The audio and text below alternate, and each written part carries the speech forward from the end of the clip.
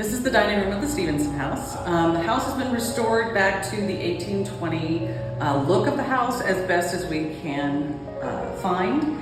And we try to do living history tours here and set the rooms up to represent what the Stephenson family might have looked like and use the rooms for. There were a lot of families that lived in this house. It wasn't just the Stephenson family. We have people living here from 1820 all the way up to 1999 when the city purchased the house and the restoration began. So this has been a home for lots of people and lots of spirits over the years.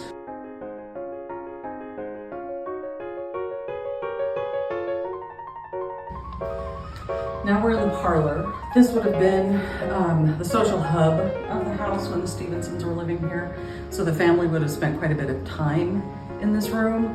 Ben also probably did some work from the land office where he was receiver of public monies in this room. But we have a pianoforte that is from the 1820s that we use on a regular basis. We have some portraits of family members. The portrait above the fireplace is Ben. The two portraits above the pianoforte are family members. And so there would have been a lot of activity going on in this room. Lots of social gatherings, possibly some ladies' Presbyterian Society meetings. So lots of discussions going on about politics and expectations and happenings around town at the time.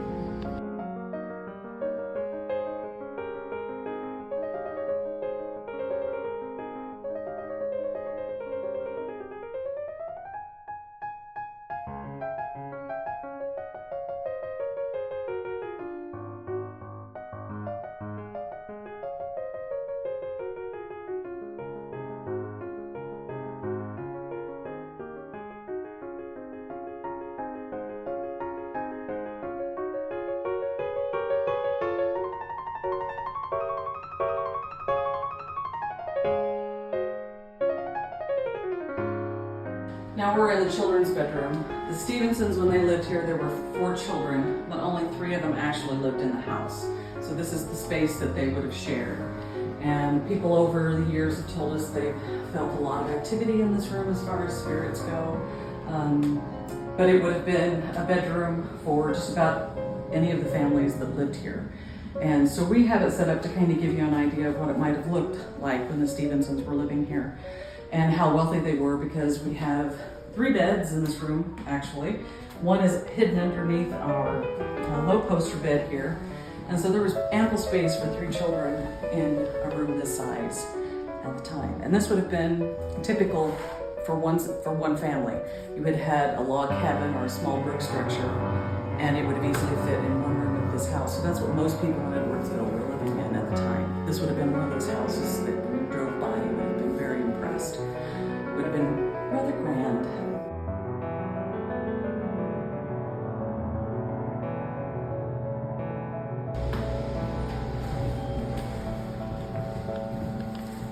Now this is the master bedroom. This would have been the room that Benjamin Stephenson died in 1822 in October. But this would have been the space that he and Lucy probably would have used to kind of get away from everything that would have been going on in the house. They had a breakfast table, they could have meals served up here. This room has also had a lot of activity over the years. There's been a lot of people faint in this room, believe it or not, and always in the same spot.